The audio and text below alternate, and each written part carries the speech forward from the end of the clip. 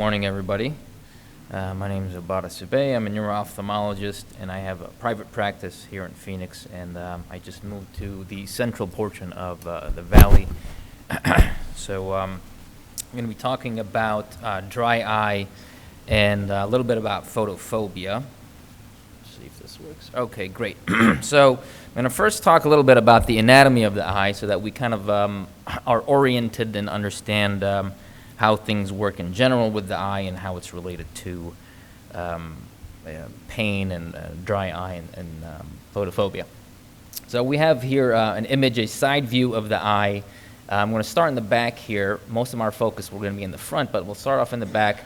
The optic nerve is back here, and this is actually a part of the brain, white matter part of the brain, and it takes all the information that the eye collects back to the brain where vision is reformatted and processed so that we actually can see. It takes most of its information from the retina, which is the inner layer of surrounding or inside the eye. It's a thin layer of nerve cells that are very metabolically active, and it has photoreceptors that which light reflects off of objects and hits the photoreceptors. They depolarize and send a specific signal of certain intensity through the optic nerve to the brain. Now, the integrity of the structure of the eye is maintained by what is not obvious here, but a clear gel called the vitreous, and that's responsible for keeping the consistency of the eye and prevents it from shrinking or shriveling like a raisin. It also does a very important job by maintaining just the right amount of pressure on the retina to keep it in place. As people age and for various reasons with trauma and other issues, this vitreous can degenerate and this gel can emulsify and become more liquid-like and therefore not able to push on the retina as nicely as it does. And so what happens is you get little breaks. It kind of detaches from the retina, and you get little breaks from the retina, and that's what formulates a lot of the floaters that a lot of people have. Also can potentially increase the risk of retinal detachment, which can be an emergency. So that's kind of an overview of the back of the eye. What we're more interested in is more the front of the eye. So the cornea is the most front part of the eye, and it's responsible for refracting or bending light. About 2/3 of the bending of the light that occurs takes place in the cornea, and 1/3 in the lens. Now, the cornea's shape is usually not very changeable. Sometimes it changes with age a little bit, but it doesn't allow for adjusting the angle of refraction or the bending of light. That's what the lens does. So the idea is between these two, light comes in and the light is adjusted so that it hits the part of the retina called the macula, which has the highest density of photoreceptors that allows us to see in high definition. And so cornea functions very importantly to do that, and so is the lens. The lens is connected to the ciliary muscles, which can allow it to adjust in how thin and how spherical it's shaped, depending on how close or far away the object that you're focusing on is. So the cornea has a very important protective layer known as the tear film. And the tear film, as you can see here, is formed by 3 different layers. The innermost layer is produced directly by cells that are right on the surface of the cornea, and they're called goblet cells, and they make this mucousy gel. So this mucousy gel protects the cornea and makes sure that it maintains hydration, and also acts as the first layer of the tear film, where right on top of that, the second layer is the aqueous part of the tears, which is the more watery liquid substance. And the third layer is the lipid layer, which is like an oil. And this layer is very important because it acts as a sealant of the tear film, so as prevents the tears from evaporating quickly. Also acts very well at absorbing dust, pollen, or any kind of small particles that may enter the eye, that actually do enter the eye on a regular basis that we're not aware of.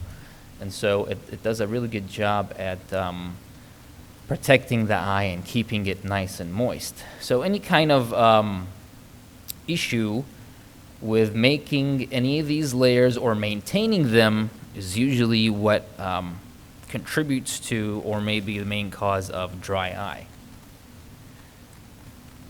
So the lipid layer, the outside layer, is made in these glands called the meibomian glands. They're found on the inside part of both the upper and lower lid, and they're in these nice, thin, cylindrical shaped glands that are produced on a regular basis continuously. And the lacrimal gland is the part that makes the liquid or aqueous part of the tears, and it's located on the outside, top outside part of the eye, or a corner. And like we saw earlier, the goblet cells are right on top of the surface of the cornea, and that makes the mucus. Now, these three different layers made by these three different glands, if you may, are known as the functional tear film unit. And so all three of them need to be working well, and they balance each other out in such a way to keep the tear film intact and actually protective and doing what it's supposed to do.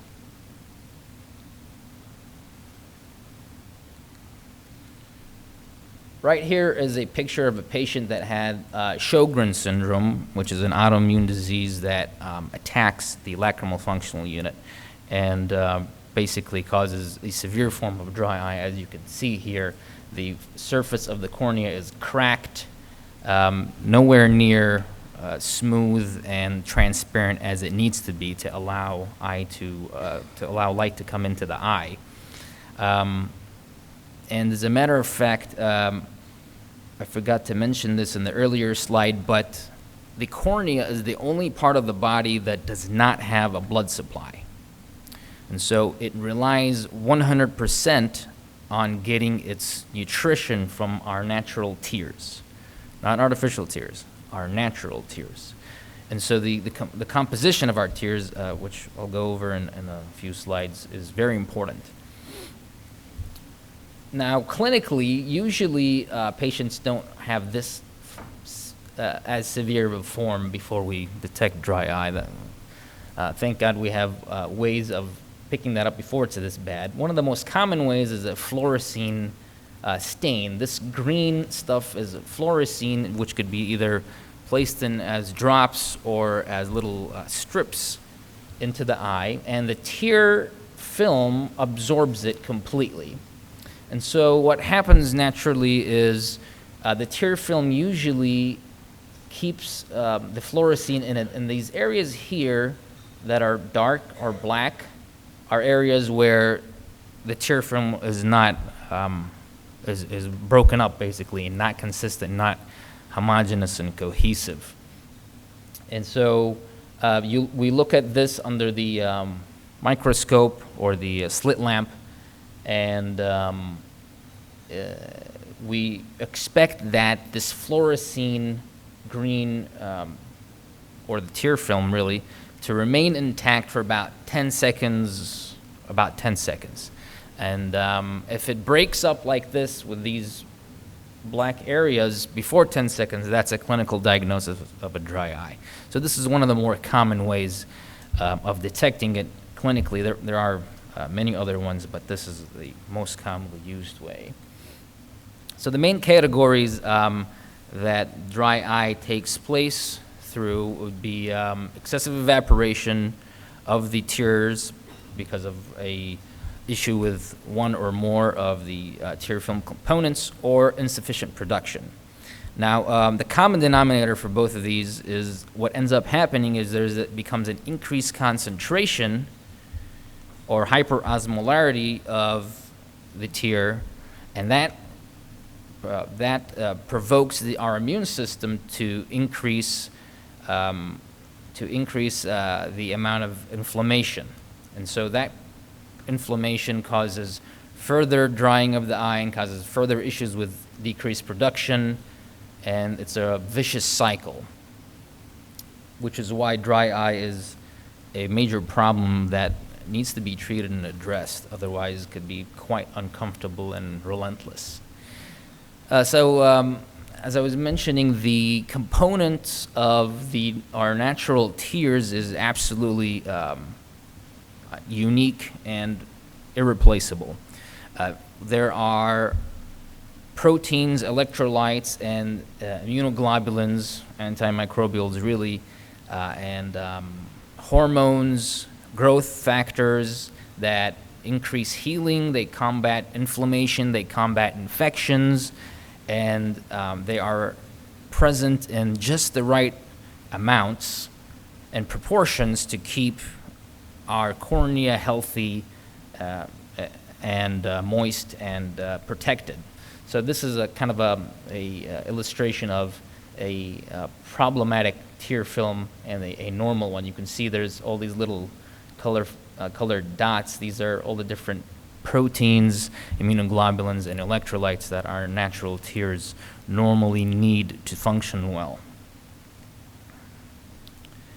And so there's over 1,500 proteins, 5 different lipid classes, and dozens of different kinds of mucin that our eye produces to keep this tear film in harmony and working the way it should.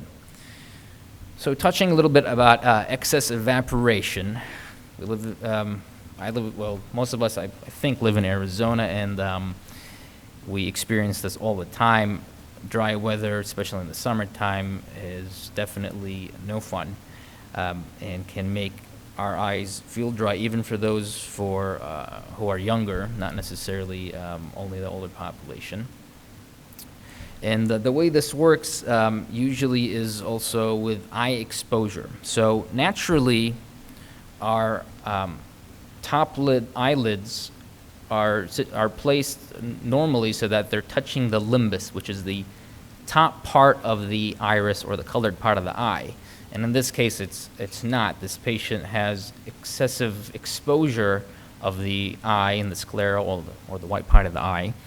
And that causes an enormous amount of exposure of the eye and evaporation of the tear film, even if the tear film components were working well.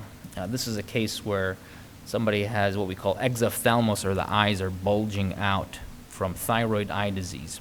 But that's not really the only disease where this occurs. It can happen, as my colleague was mentioning, for example, with use of Botox, or if the orbicularis oculi, the muscles that close the eye, are weakened too much, for example. Something that's very common, actually, even amongst the younger, or really across all ages, is increased screen time.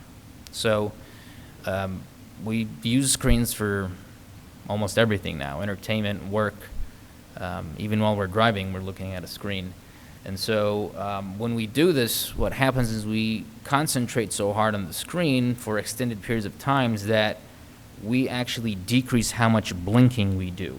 And not only that, we decrease the quality of the blink. So we don't even have complete blinks, we have partial blinks. Now, blinking is very important, and because when we blink, that's the only time the lacrimal functional unit can regenerate the tear film.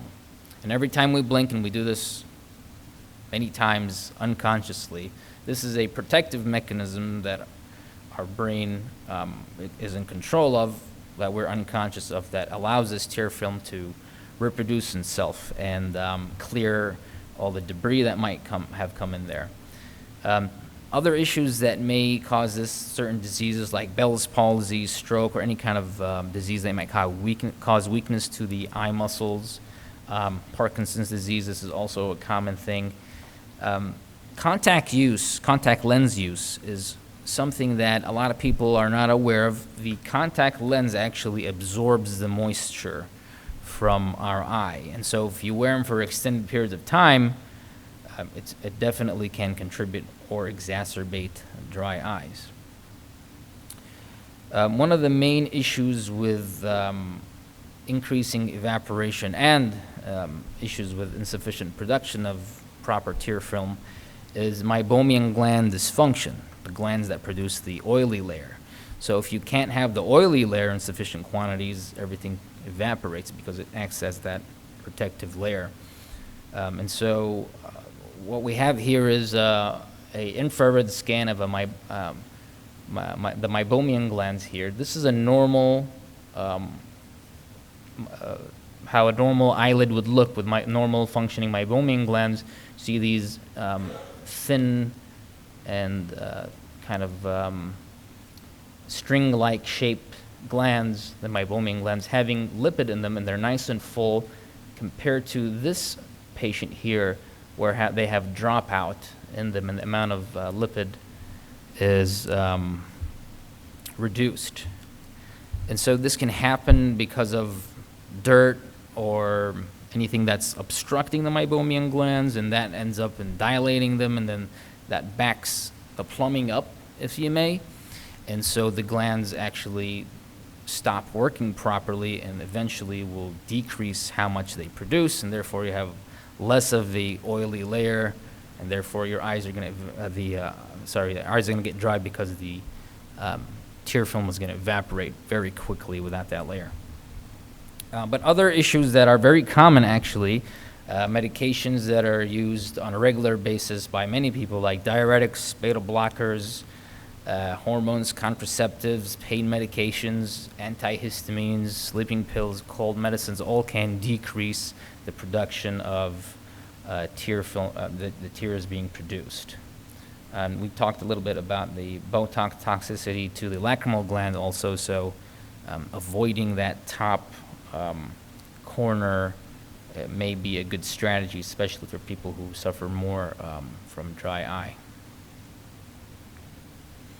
So this is kind of like an illustration of how the meibomian gland dysfunction can be turned into this vicious cycle, and where inflammation really is a big factor in destroying both the meibomian gland and the lacrimal gland and the functionality.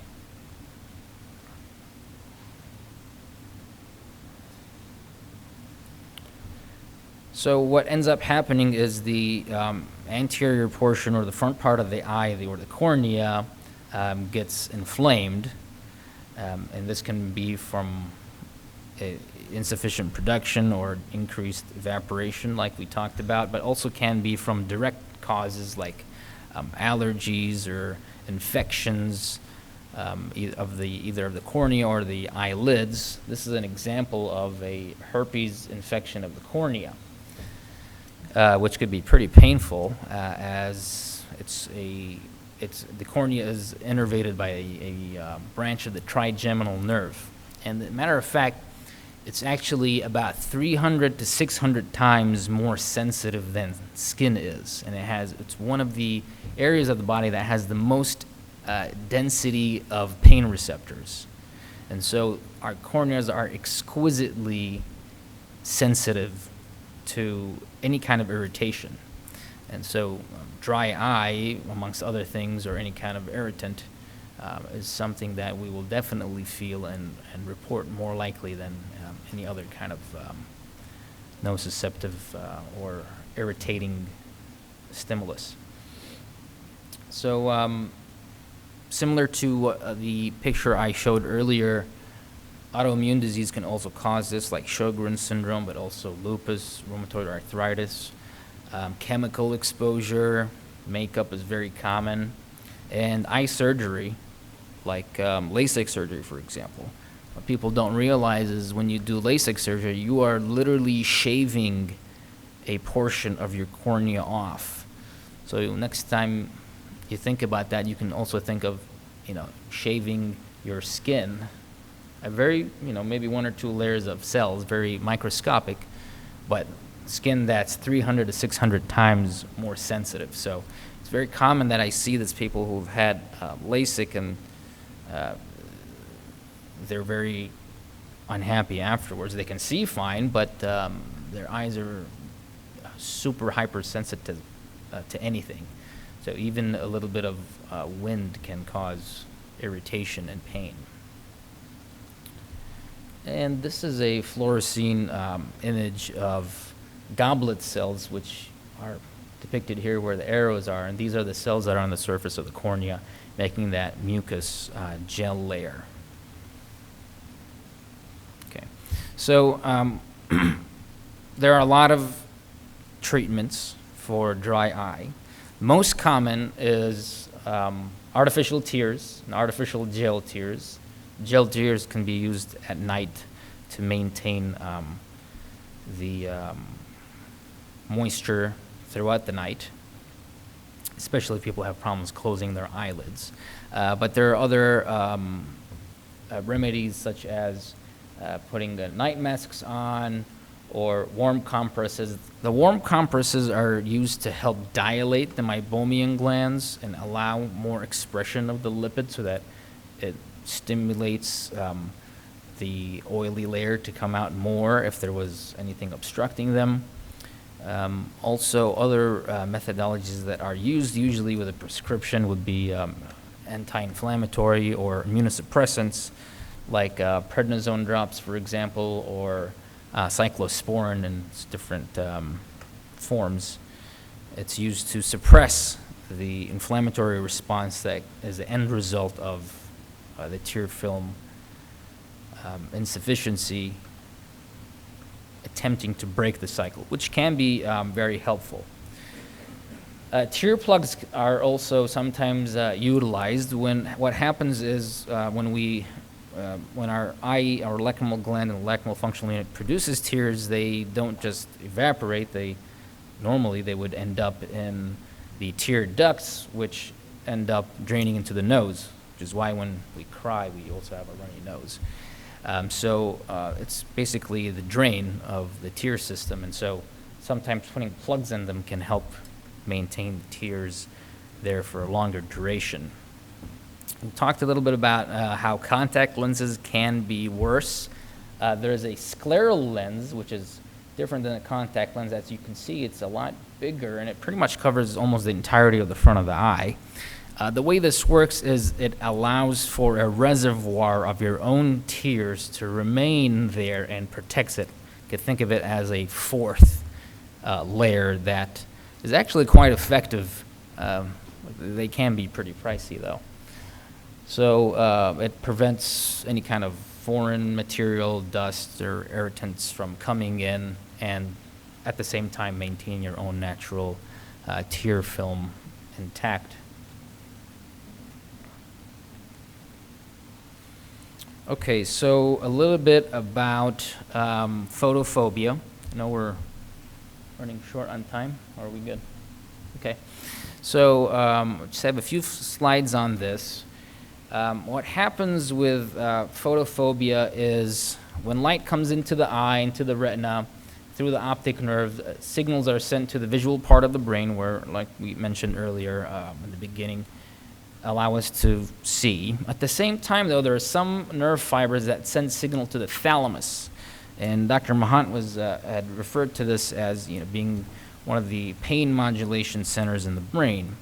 And so this, in turn, sends a signal to the trigeminal complex nerve. And that in turn allows us to feel pain even from just seeing. So that's the definition of photophobia. It's really discomfort / pain from light. And so it kind of uses the same trigeminal pathways, nerve endings that innervate the front part of the eye. And so you have two sensory inputs. Both one is light and the other is tactile or touch that allow us to feel and being a very sensitive part of the body, it can trigger the thalamus and make it quite active. This is a very similar pathway that occurs in migraine, by the way, which is why a lot of people who have migraine have light sensitivity. And it's actually one of the definitions of migraine is you usually would have light sensitivity with the headaches. So the fluorescein 41 lenses are used to block light in such a way that the certain wavelengths that are at about 480 nanometers are blocked out. And these wavelengths of light are the ones that the retinal ganglion cells are most sensitive to and have been found to stimulate the thalamus the most. And so wearing these type of lenses in different densities, you can have them at up to 75% or even more, has been shown to help people with light sensitivity quite significantly. Personally, in my practice, I've found that a lot of the remedies may or may not work. Sometimes they do, sometimes they don't. Oftentimes, patients have to use multiple, and it can be frustrating. There's a newer medicine that I've found to be very helpful. It's called Tirvaya. And what this is actually not a nasal spray, an eye drop. It's a nasal spray. And the way it works, it utilizes the trigeminal nerve complex, which has branches to the nose. You spray the medicine onto the mucosa of the nose, and that stimulates the nerves which are connected to branches that are connected to all the units, not just one, all the units of the functional lacrimal unit. So the lacrimal gland, the meibomian glands, and the gallbladder cells, all of them simultaneously get stimulated to produce more of the tears, basically. And so that allows us to regenerate our own natural tears, which so far as I know, there is no other replacement for.